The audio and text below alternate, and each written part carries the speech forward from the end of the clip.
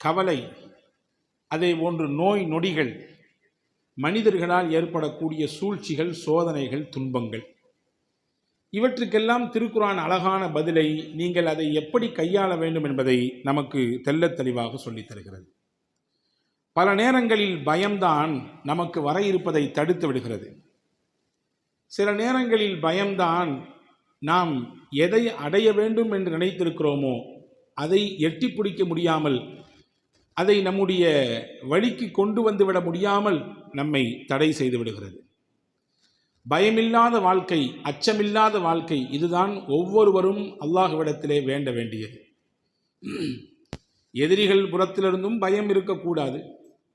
சுயமாகவும் ஒரு காரியத்தில் ஈடுபடும் பொழுது, ஒரு காரியத்தை துவங்கும் பொழுது, அப்படி ஆயிருமோ இப்படி ஆயிருமோ, இந்த மாதிரி வந்து நின்றுட்டா என்ன பண்ணுறது, இந்த மாதிரி வந்து நின்று போட்டால் என்ன பண்ணுறது என்று யோசிப்பதோ பயப்படுவதோ ஒரு மூமினுக்கு அழகல்ல. ஈமான் கொண்டவர் எப்படி இருக்க வேண்டும் என்றால், இறைவனுக்கு மட்டும் அஞ்ச வேண்டும், இறைவனை பயப்பட வேண்டும். அல்லாஹ்வை பயப்படுவதும் அஞ்சுவதும் தான் அல்லாஹ்வை தவிர்த்து உலகத்தில் வேறு யாருக்கும் பயப்படாத உயர்ந்த துணிவை நமக்கு தரும். ஒருவர் அல்லாஹ்வை பயப்படுகிறார், அல்லாஹ் எல்லா நேரமும் என்னை பார்க்கிறான் என்ற அச்ச உணர்வோடு இருக்கிறார் என்றால், உலகத்தில் அவரை தவிர்த்து வேறு யாருக்கும் பயப்பட வேண்டிய அவசியம் இருக்காது அவருக்கு. அப்படியான சிந்தனையோடு தான் சஹாபாக்களை பெருமானார் ஸல்லல்லாஹு அலைஹி வஸல்லம் கட்டி எழுப்பினார்கள். ஏகப்பட்ட உதாரணங்களை இதிலே நாம் தர முடியும். இருந்தாலும் ஒரு செய்தியை மட்டும் நான் உங்களுக்கு நினைவுபடுத்துகிறேன். ஹுபைப் பின் அதி ரலியல்லாஹு அன்ஹு, சஹாபாக்களில் மிக கொடூரமான முறையிலே எதிரிகளால் சித்திரவதை செய்யப்பட்டு ஷஹீதாக்கப்பட்ட சஹாபி ஹுபைப் பின் அதி ரலியல்லாஹு அன்ஹு. எதிரிகள் அவரை தூக்கி கொண்டு போய்விட்டார்கள். மக்காவின் வீதிகளிலே சந்தை பொருளை போன்று விற்கப்பட்டார். ஒரு கட்டத்தில் இவருக்கு மரண தண்டனை கொடுக்க வேண்டும் என்று தீர்மானித்த எதிரிகள் அதுவரை யாருக்கும் கொடுக்காத தண்டனையை கொடுத்தார்கள். அதுதான் அடித்து சித்திரவதை செய்து இரத்தத்தையும் தோலையும் உரித்து சிலுவையிலே ஏற்றி அவரை கொடூரமான முறையிலே கொலை செய்ய வேண்டும் என்று நினைத்தார்கள். அவ்வளவு சித்திரவதையும் தாங்கிக் கொண்டு இரும்பு போன்ற மனிதரை போன்று, அவ்வளவு நெருக்கடிகளையும் தாங்கிக் கொண்டு ஒரு ஒரு தூணாய், ஒரு மலையை போன்று அசைக்க முடியாதவராய் இருந்தார்கள். அதில் அஹமது பின் ஹம்பல் ரஹ்மஹுல்லா சொல்லுவாங்க, எப்பொழுதுமே அஹமது பின் ஹம்பல் ரஹ்மஹுல்லா துவா செய்யும் பொழுது ஒரு திருடனுக்காக வேண்டி துவா செய்து கொண்டே இருப்பார்களாம். ஒரு நாள் அவருடைய மகன் கேட்டார், எல்லாரும் துவா செய்கிறாங்க, நிறைய பேருக்கு துவா செய்கிறீங்க, நீங்கள் பெரியவங்க, ஒரு குறிப்பிட்ட திருடனின் பெயரை சொல்லி அவருக்கு இறைவா நீ அருள் செய்வாயாக என்று துவா செய்கிறீங்களா, அப்படி என்ன அவருக்கும் உங்களுக்கும் கனெக்ஷன், அவருக்கு ஒவ்வொரு நாளும் துவா செய்கிறதுக்கு என்ன காரணம் அப்படின்னு கேட்கும் பொழுது அதற்கு அஹமது பின் ஹம்பல் ரஹ்மத்துல்லாஹி சொன்னாங்க, நான் ஒரு நாள் சிறையிலே அடைக்கப்பட்டிருந்தேன். எதற்காக வேண்டி அடைக்கப்பட்டேன் என்றால், திருக்குர்ஆன் அல்லாஹுடைய பேச்சுத்தான், அது குர்ஆன் கலாமுல்லாஹ். ஆனால் அஹமது பின் ஹம்பல் ரஹ்மத்துல்லாஹுடைய வாழ்க்கை காலத்திலே திருக்குர்ஆன் மஹ்லூக் என்றால் இறைவனால் படைக்கப்பட்ட பொருட்கள் எப்படி இருக்கிறதோ அதே அந்தஸ்தில் உள்ளது தான் திருக்குர்ஆனும் அப்படின்னு ஒரு பிரச்சனையை கொண்டு வந்தாங்க. அந்த பிரச்சனையினால் பல இஸ்லாத்தினுடைய அடிப்படை விஷயங்களே தகர்ந்து போய்விடும் அதை ஏற்றுக்கொண்டால். திருக்குர்ஆன் மஹ்லூக், அது அல்லாஹுவினால் படைக்கப்பட்ட மனிதனை போன்று, வானத்தை போன்று, பூமியை போன்று திருக்குர்ஆனும் ஒரு மஹ்லூக் தான், படைக்கப்பட்டது தான் என்ற ஒரு கருத்தை அந்த ஆட்சியாளர்கள் கொண்டு வந்தாங்க. அதை வன்மையாக எதிர்த்தாங்க. திருக்குர்ஆன் என்பது மஹ்லூக் அல்ல, அல்லாஹ்வினால் படைக்கப்பட்டது, அல்லாஹ்வுடைய வேதம், அல்லாஹ்வுடைய வார்த்தை என்று சொன்னதன் காரணமாக அஹமது பின் ஹம்பல் ரஹ்மத்துல்லாஹி சிறையில் தூக்கி வச்சாங்க. நீங்கள் உங்கள் கொள்கையிலேருந்து பின்வாங்கணும்னு சொல்லி. ஆனால் வாங்கவே இல்லை கடைசி வரை. ஆனால் ஒரு கட்டத்தில் ஒரு விதமான ஒரு தயக்க நிலை, ஒரு விதமான மனதினுடைய அழுத்தம். அப்போ அந்த சிறையில் இருந்த அந்த திருடர் சொன்னாராம், நீங்கள் ஏங்க பயப்படுறீங்க, நான் தைரியமாக திருடி போட்டே நான் பேசாமல் உட்காந்துருக்கேன் சிறையில். திருடிட்டு கொள்ளையடிச்சிட்டு இல்லாத தப்புலாம் பண்ணிட்டு நான் சிறையில் தைரியமாக இருக்கும் பொழுது நீங்கள் உண்மையை சொல்லிட்டு ஏன் பயப்படணும்? உண்மையில் இருக்கும்போது எதற்கு பயம் வர வேண்டும்? பயப்படாதீங்க, துணிச்சிடாதீங்க, இந்த உண்மை உங்களை காப்பாற்றும். நிச்சயமாக நீங்கள் பொய் உங்களுக்கு முன்னால் சரணடையும், உண்மைதான் உங்களை ஜெயிக்க வைக்கும், பயப்படாதீர்கள் என்று அவர் எனக்கு தைரியம் சொன்னார். அதற்கு பிறகு எனக்கு ஒரு புத்தெழுச்சி வந்தது, ஒரு புத்துணர்வு ஏற்பட்டது. எனவே தான் அந்த தைரியத்தை அந்த சிறைச்சாலையிலிருந்து கொடுத்த அந்த திருடருக்காகவே நான் துவா செய்து கொண்டிருக்கிறேன் என்று அஹமது பின் ஹம்பல் ரஹ்மத்துல்லாஹி சொல்லுவாங்களாம். நான் எதுக்கு சொல்கிறேன்னா, அச்சப்படுத்துவதற்கு பல ரூபங்கள் இருக்கிறது.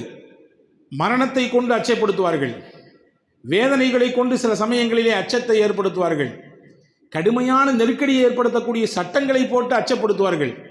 ஆனால் உண்மையான மூமின்கள் பயப்பட மாட்டார்கள். ஹுபைப் பின் அதீ ரலியல்லாஹு அன்ஹு அவர்கள் கடும் சித்திரவதை, கடுமையான வேதனை, கடைசியில் தூக்கு மேடைக்கு கொண்டு நிப்பாட்டப்படும் பொழுது ஹுபைப் பின் அதீ ரலியல்லாஹு கேட்டாங்களாம் எதிரிகள்கிட்ட, என்னுடைய கடைசி ஆசையை கேட்க மாட்டீங்களான்னு கேட்டாங்களாம். என்ன? மரணத்தின் கயிறை முத்தமிட போகிறாய், சொல்லிக்கோ, உன்னுடைய ஆசை என்ன? ஹுபைப் பின் அதீ ரலியல்லாஹு சொன்னாங்க, 2 ரக்காத் தொழுவணும், அதான் எனக்கு ஆசை. நான் இறக்கப் போகிறேன், இப்பொழுது மரணத்தின் கயிறை முத்தமிடப் போகிறேன், எனக்கு 2 ரக்காத் தொழ வேண்டும், அதற்கு மட்டும் அனுமதி கொடு என்று கேட்டார்கள். ஹஜ்ரத் ஹுபைப் பின் அதீ ரலியல்லாஹுவுக்கு அனுமதி வழங்கப்பட்டது. 2 ரக்காத் தொழுதார்கள். வேகமாக தொழுகையை முடித்து கொண்டார்கள். எப்பொழுதும் நார்மலாக தொழுகிற மாதிரி உண்டான அமைப்பில் தொழல, வேகமாக தொழுகையை முடிச்சுக்கிட்டாங்க. தொழுகையை முடித்ததற்கு பிறகு எதிரிகள் இருக்கிற பக்கத்தை நோக்கி திரும்பி சொன்னாங்களாமா, நான் ரொம்ப சீக்கிரமாக தொழுதுட்டேன், என்னைக்குமே இவ்வளோ சீக்கிரமாக தொழ மாட்டேன், நான் ராகத்தாக நிற்பேன், நீண்ட நேரம் ருக்கு செய்வேன், நீண்ட நேரம் சஜிதா செய்வேன், நீண்ட கிராத்துகள் ஓதுவேன் நிலையிலே. ஆனால் அப்படி நான் செஞ்சேன்னு சொன்னால் இன்னைக்கு உங்களுக்குள்ள குசு குசுன்னு நீங்கள் பேசுவதற்கு கூட வாய்ப்பு கிடைக்கும். பாரு, மரணத்துக்கு பயந்து போய் தொழுகையை நீளமாக்கி தொழுதுட்டு இருக்கிறார். அவருக்கு மரண பயம் வந்து விட்டுச்சு, அவருக்கு தூக்க பார்த்த உடனே கொலவெறி பயம் வந்துடுச்சு. அதனால தான் தொழுகையை இன்னும் நீளமாக்கி தொழுகிறார். நீளமாக்கி தொழும் நேரம் வரை அந்த மரணத்தின் நேரம் கொஞ்சம் தள்ளி போகுமல்ல, அதனால தான் இவர் தொழுதுட்டு இருக்காரு. நீங்கள் பேசிடக்கூடாது, அப்படி ஒரு சிந்தனை உங்களுக்கு வந்துடக்கூடாது. அதுக்காண்டி தான் வேகமாக தொழுது முடித்தேன், இல்லைன்னு சொன்னால் இன்னும் நீளமாக தொழுவேன் நான் என்று சொன்னார்கள் ஹஜ்ரத் ஹுபைப் பின் அதீ ரலியல்லாஹு அன்ஹு. இவருடைய உறுதியை பார்த்து கலங்கி போன, இவருடைய அச்சமற்ற சூழலை பார்த்து கலங்கி போன எதிரிகள் கடைசியாக ஒரு சந்தர்ப்பம் உனக்கு வேணால் கொடுக்குறோம், அதியே உனக்கு மரண தண்டனையிலிருந்து ஹுபைபே உனக்கு மரணத்திலிருந்து விடுதலை தந்துடுறோம், உன்னை நாங்கள் கொல்ல மாட்டோம், உன்னை எதுவும் செய்ய மாட்டோம், விட்டுடுறோம் உன்னைய. இந்த தூக்கு மேடையில் நீ யாரை உன்னுடைய வழிகாட்டியாக தலைவராக நினைத்திருக்கிறாயோ அந்த முஹம்மதை இங்கே நிற்பதாக கற்பனை செய்து கொள். ஒரு இமேஜினேஷன், அவ்வளவுதான். இந்த தூக்கு மேடையில் இன்னைக்கு ஹுபைபாகிய நான் நிற்கிறேன், இந்த இடத்தில் என்னுடைய வழிகாட்டி இறை தூதர் முஹம்மது நிற்கிறார் என்று கற்பனை செய். வரலாற்றில் எழுதுறாங்க, இப்படி ஒரு அவகாசம் அவருக்கு கிடைக்குது.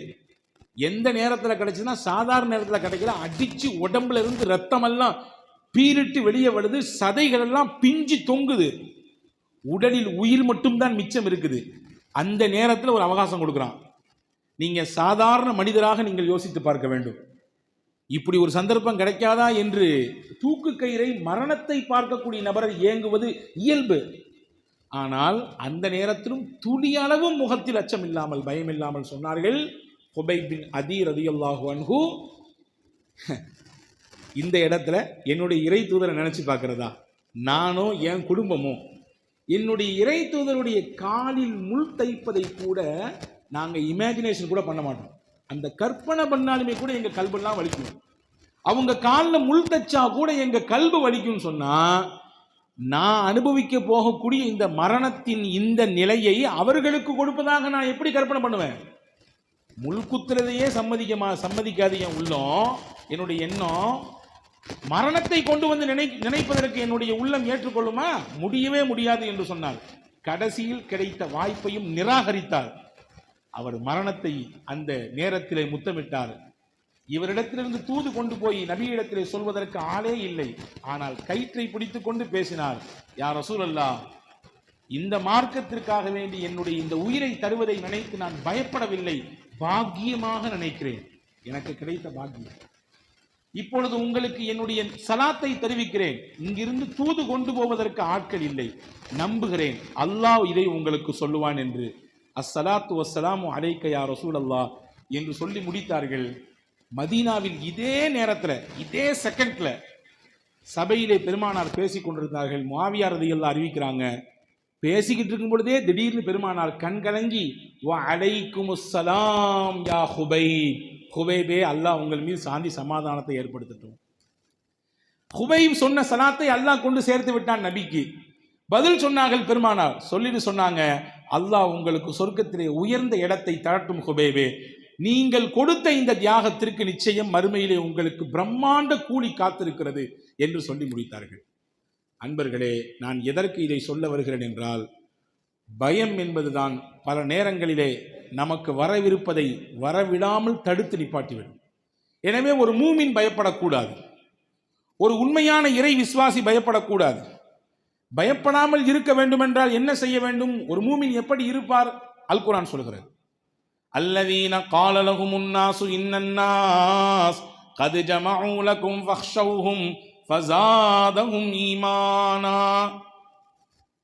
மக்கள் எல்லாம் கூடி எல்லாரும் உங்களை அடிக்க போறாங்க, உங்களுக்கு ஆப்போசிட்டா நிறைய சட்டங்கள் வருது, நிறைய நெருக்கடிகள் வருது, உலகமே ஒன்று கூடி போச்சு, அமெரிக்கா கை கோர்த்துருச்சு, அவன் பிடிச்சிட்டான் இவன் பிடிச்சிட்டான், இவ்வளவு செல்வ நாடுகள் எல்லாம் கூடிடுச்சு, நீங்க சிறுபான்மையிலா இருக்கிறீங்க இந்த இடத்துல, அம்பிட்டு தான் என்று மூமின்களுக்கு அச்சப்படுத்தப்பட்டால் அவங்க என்ன சொல்லுவாங்க தெரியுமா? காலு ஹஸ்புனல்லாஹ் வ நிஅமல் வக்கீல், அல்லாஹ் எங்களுக்கு போதும், அவன் தான் மிகச்சிறந்த பொறுப்பாளர். இப்படி சொல்லுவாங்க. நல்லா சொல்றான். பயத்தை தவிர்ப்பதற்கு என்ன செய்ய வேண்டும்? ஹஸ்புனல்லாஹு வ நிஅமல் வக்கீல் அதிகமாக சொல்ல வேண்டும். யார் இந்த கலிமாக்களை அதிகம் சொல்கிறாரோ பயமில்லாத வாழ்க்கையை அவர் அனுபவிப்பார். எதிரிகளை கண்டு அவருக்கு பயம் இருக்காது, வாழ்க்கையில தோற்று போயிடுவோனோ பயம் இருக்காது, இந்த இடத்துக்கு போறோமோ நம்ம என்ன ஆக போறோமோ பயம் இருக்காது, வாழ்க்கையில ஜெயிக்கிறதுக்காக வேண்டி தொழில முடக்கி வச்சிருக்குமே இவ்வளவு பெரிய முதல்ல தோந்து போயிருவோமோ லாஸ் ஆயிருவோமோ பயம் இருக்காது. ஏன்? எனக்கு அல்லாஹ் போதும், அவன் சிறந்த பொறுப்பாளர் என்ற வார்த்தையை சொல்லிட்டு சொன்னாரு. அல்லாஹ் அவருக்கு தைரியத்தை கொடுப்பான், அல்லாஹ் அவருக்கு தன்னம்பிக்கையை கொடுப்பான், அல்லாஹ் அவரை பயத்தின் பட்டம் கொண்டு சேர்க்க மாட்டான். முடிஞ்சிருச்சு. 70 சஹாபாக்கள் ஷஹீத் ஆயிட்டாங்க. மதீனால உள்ள வந்து அடிச்சுட்டு போயிருக்காங்க. மக்கால இருந்து வந்த மக்கள் குஃபார்கள் மதீனாவுக்குள்ளே வந்து அடித்து விட்டு போயிருக்கிறார்கள். பதில முஸ்லிம்களுக்கு வெற்றி. மதீனால இருந்து வெளியே போய் சண்டை போட்டாங்க. இங்க மதீனாவுக்குள்ள வந்து மக்காக்காரங்க வந்து அடிச்சு 70 பேரை ஷஹீத் ஆக்கிட்டாங்க. இப்ப போய் அடியோடும் வேதனையோடும் ரத்தத்தோடும் சஹாபாக்கள் நிற்கும் பொழுது இந்த முனாஃபிக்குங்க என்ன செஞ்சாங்க தெரியுமா? மறுபடியும் இந்த முஸ்லிம்களை பயன்படுத்தணுன்றதுக்காக வேண்டி போயிட்டாங்கன்னு நினைக்காதீங்க, இன்னும் கொஞ்சம் பெரிய படையெடுத்து மறுபடியும் உங்களை தாக்க வராங்க, மறுபடியும் உங்களோட சண்டை போட வராங்க, மறுபடியும் உங்களை ரத்த கழியாக மாத்திரத்துக்கு வர்றாங்க என்று நயவஞ்சகம் பிடித்த மக்கள் அந்த முஸ்லிம்களிடத்தில் அவங்களுக்கு அந்த பயத்தை தரல. இப்பதான் ரத்தம் சிந்தி நிற்கிறோம், இவ்வளவு இழப்பை இப்பதான் சந்திச்சு நிற்கிறோம், மறுபடியும் போறோம், மறுபடியும் யுத்தமா, மறுபடியும் சண்டையா, மறுபடியும் கத்தியா, மறுபடியும் கபடாவா யோசிக்கிறேன். அப்பதான் அவங்க சொன்னாங்க, அல்லாஹ் எங்களுக்கு போதும், அவன் தான் மிகச்சிறந்த பொறுப்பாளர். அல்லாஹ் ஏன் கூட இருக்கும்போது நான் யாரை பார்த்து பயப்படணும்?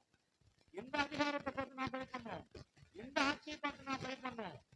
எந்த சர்வாதிகாரத்தை பார்த்து நான் பயப்படணும்? அல்லாஹ் இருக்கிறான் என்னோடு என்று அந்த மக்கள் அந்த வார்த்தையை வெளிப்படுத்தினார்கள் என்று மட்டும் அல்லாஹ் பிடிக்கலங்க. இதை சொன்னதுனால 3 பாக்கியத்தை நாம் அவர்களுக்கு கொடுத்தோம் என்று திருக்குறான் சொல்லுது. அல்லாஹ்வுடைய அருள், அல்லாஹ்வுடைய கிருபை, அல்லாஹ்வுடைய பொருத்தம், இந்த 3மே அந்த மக்களுக்கு கிடைக்கிறது. எனவே பயமில்லாத வாழ்க்கையை நாம் அனுபவிக்க வேண்டும் என்றால் நாம் சொல்ல வேண்டும். இப்படி சொல்லி பழகிக் கொள்ளுங்கள் என்று அதற்கு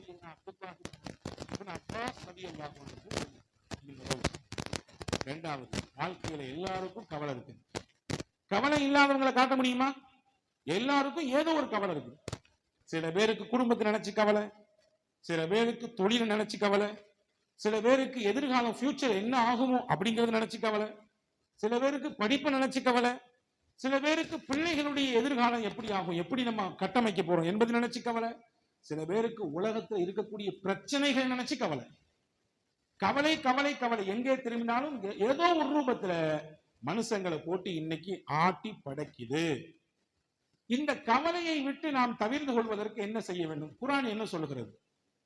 அதில் செய்யதுனா யூனுஸ் அலைஹிஸ்ஸலாம் அவர்கள் கவலையோடு ஓதினார்கள் ஒரு கலிமாவை. ஒரு ஊரை விட்டு இறை உத்தரவு வருவதற்கு முன்பாகவே அவர்கள் வெளியேறியதன் காரணமாக அல்லாஹ் அவர்களுக்கு ஒரு சின்ன ஒரு நெருக்கடியை கொடுத்தான். அதிலிருந்து விலகி போகக்கூடிய வாய்ப்பையும் தந்தான்.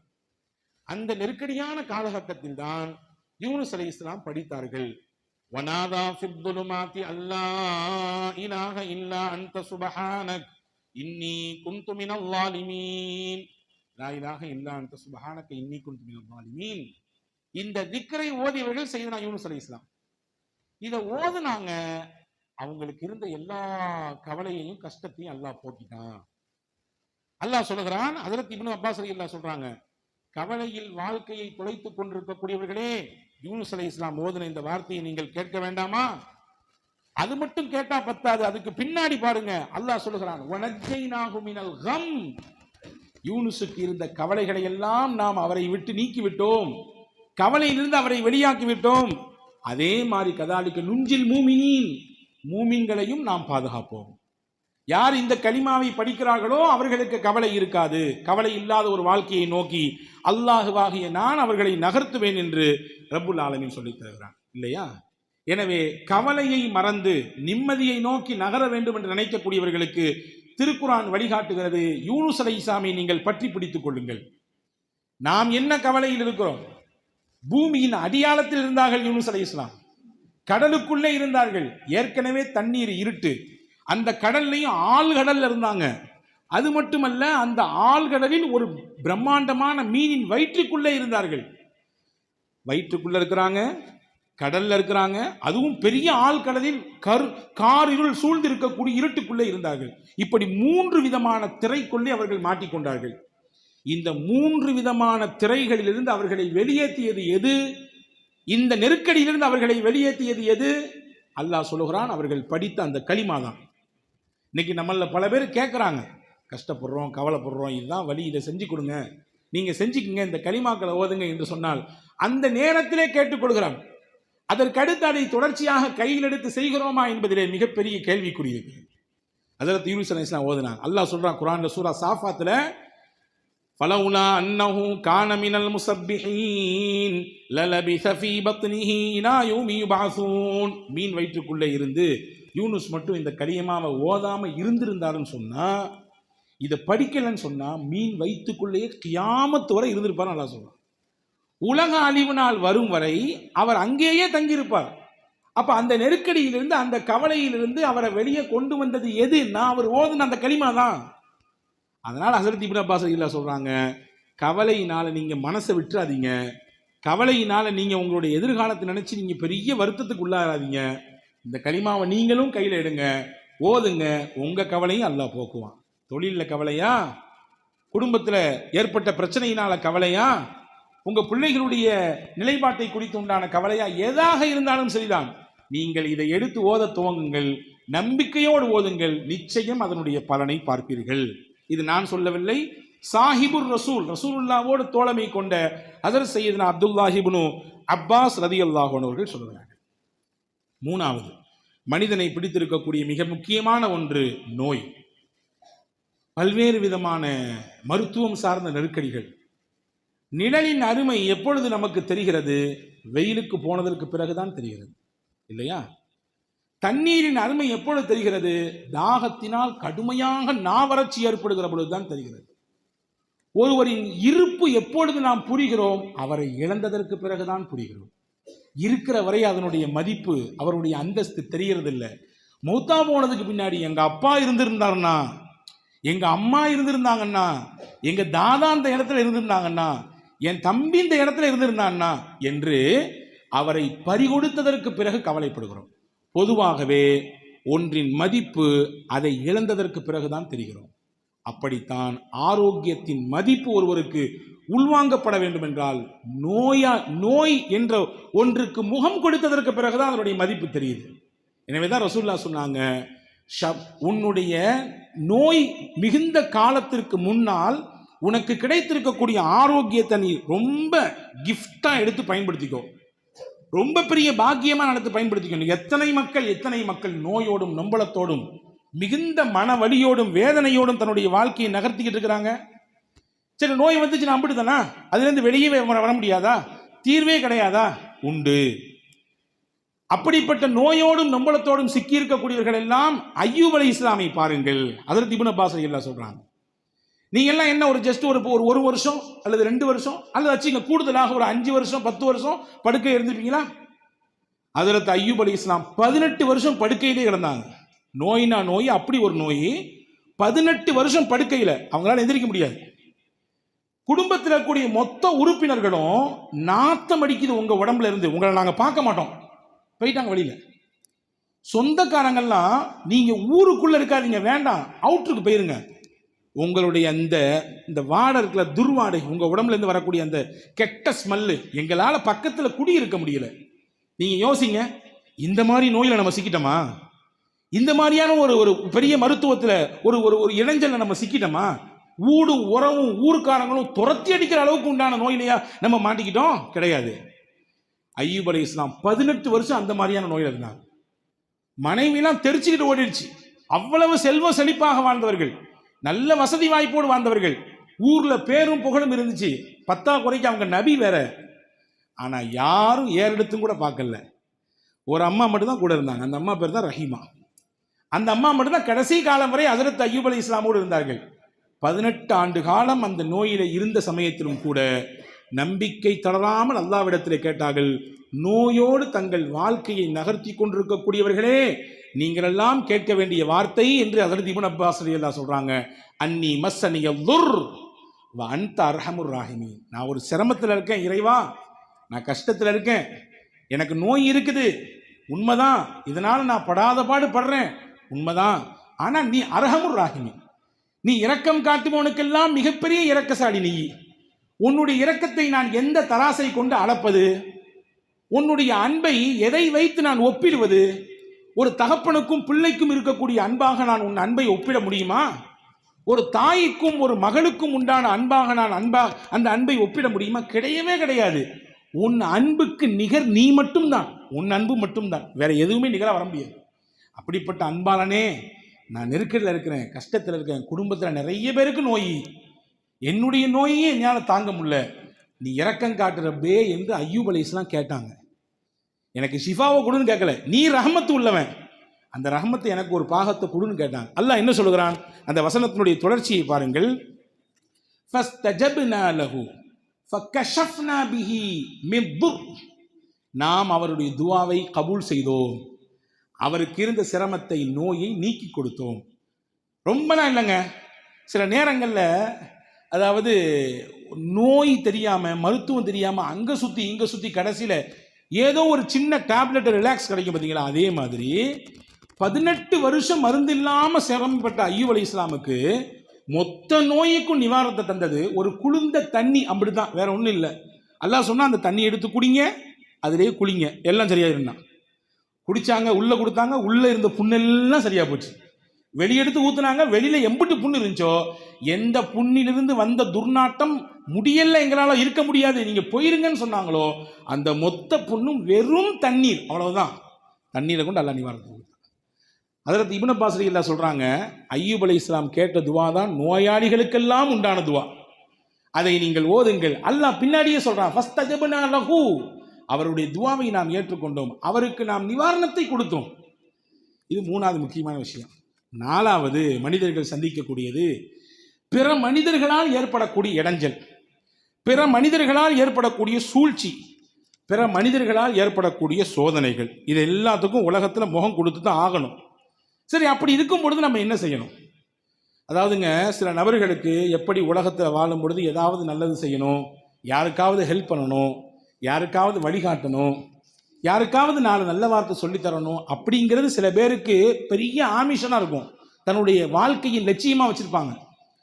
அப்படி ஒரு நாளைக்கு அவங்களுக்கு வாய்ப்பு கிடைக்கலன்னா எதையோ இழந்த மாதிரி இருக்கும். இன்னைக்கு எதையுமே நம்ம புதுசாக செய்யலையே, யாருக்கும் எதுவும் சொல்லி கொடுக்கலையே, யாருக்கும் ஏதாவது நல்ல விஷயத்தை அறிமுகப்படுத்தலையே, அது ஒரு இழப்பாக தெரியும். அப்படி சில நபர்களை அல்லாஹ் உலகத்தில் வச்சிருக்கான். அதுக்கு நேர ஆப்போசிட்டாக சில பேர் இருக்காங்க. யாருக்காவது இடைஞ்சல் தரலன்னா அவங்களுக்கு தூக்கமே வராது. யாருக்காவது ஏதாவது துன்பத்தை கொடுக்கலன்னா, எதையாவது 4 வார்த்தை யாரையாவது பற்றி பேசாட்டி அவங்களுக்கு படுக்கைக்கு போய் எவ்வளோ குளிரூட்டப்பட்ட அறைகளாக இருந்தாலும் உறக்கம் வரவே வராது, இல்லையா? நீங்கள் நபியினுடைய வார்த்தையை கவனிக்கணும். இங்க தான் நாம அளந்து பார்த்துக்கணும். நம்ம எந்த கேட்டகரியில் இருக்கோன்றதை நாமே அளந்து பார்த்து கொள்ள வேண்டும். இப்னு மாஜால ஒரு ஹதீஸ் வருது, இன்ன ஹாதல் கைர ஹஸாயினும், நன்மைகள் என்பது ஒரு மிகப்பெரிய பொக்கிஷம். அந்த பொக்கிஷத்திற்கு நிறைய சாவிகள் இருக்கிறது, நிறைய சாவி இருக்கு. ஒவ்வொருத்தரும் அவரவர்களுக்கு தக்கவாறு நன்மைகளுடைய சாவிகளாக அவர்களுடைய முடிந்த அளவுக்கு அந்த நன்மைகளை செஞ்சு கொண்டிருக்கிறாங்க. யாரையும் நாம் எப்பொழுதும் குறைந்து மதிப்பிடுதல் கூடாது. நீங்க நல்லா புரிஞ்சுக்கணும், நீங்க எப்படி பிறரை மதிப்பிடுகிறீர்களோ அப்படிதான் பிறருடைய உள்ளத்திலே நீங்கள் சிம்மாசனம் விட்டு இருக்க முடியும்.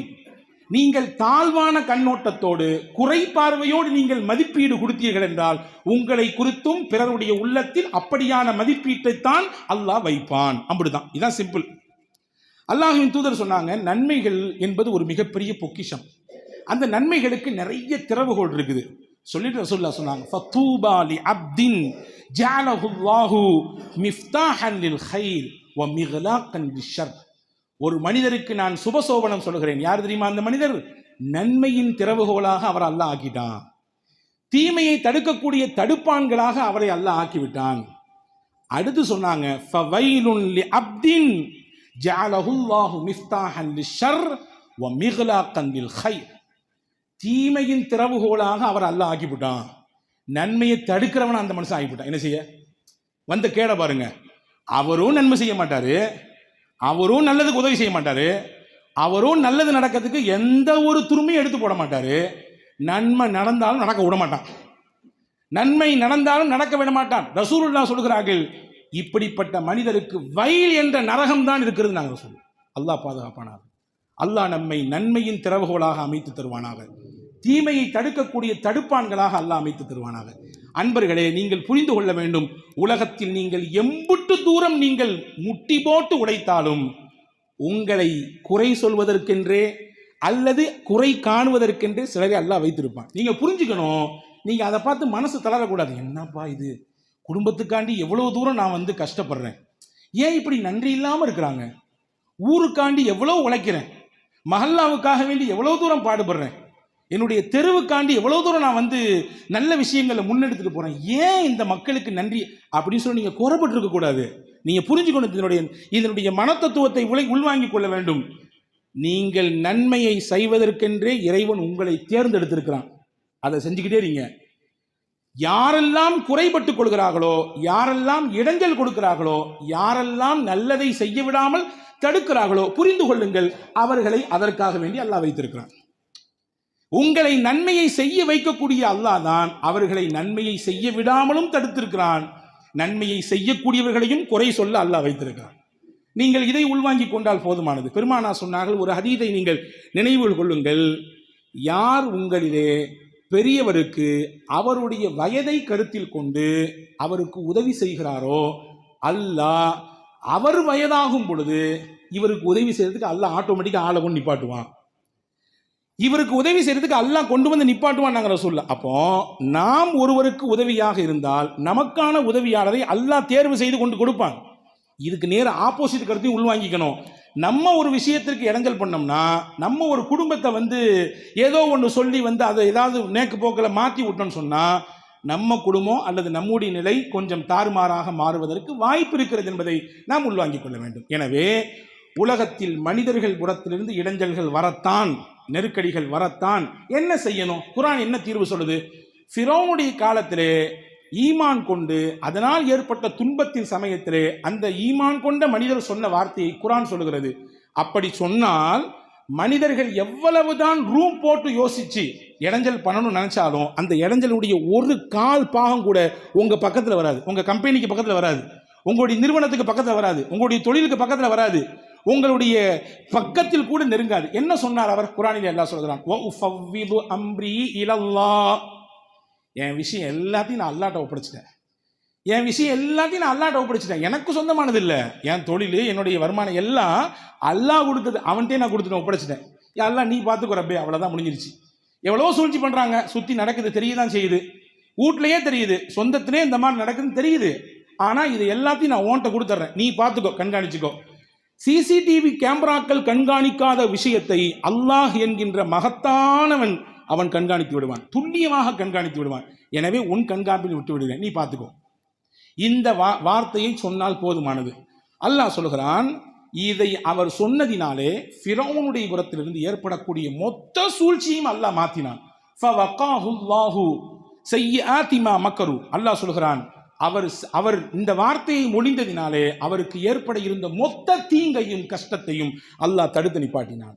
எனவே உலகத்தில் இந்த 4 விதமான நெருக்கடிகள் வரத்தான், அதை வருகிற பொழுது எப்படி எதிர்கொள்ள வேண்டும் என்கின்ற அழகான பாடத்தை, பக்குவத்தை ஹஜ்ரத் சாஹிபுர் ரசூல் ரசூலுல்லாஹ்வுடைய அருமை தோழர் ஹஜ்ரத் அப்துல்லாஹி இப்னு அப்பாஸ் ரலியல்லாஹு அன்ஹு அவர்கள் இந்த விஷயத்தின் ஊடாக நமக்கு சொல்லித் தருகிறார்கள். எல்லாம் வல்ல அல்லாஹ் நம்முடைய வாழ்க்கையில் இருக்கக்கூடிய இந்த நெருக்கடியான காலகட்டத்திலே அல்லாஹுவின் தூதருடைய வழிகாட்டுதல் பிரகாரம் வாழுகிற நல்ல தௌஃபீக்கை உங்களுக்கும் எனக்கும் எல்லா மக்களுக்கும் வழங்கியருள் புரிவானாக.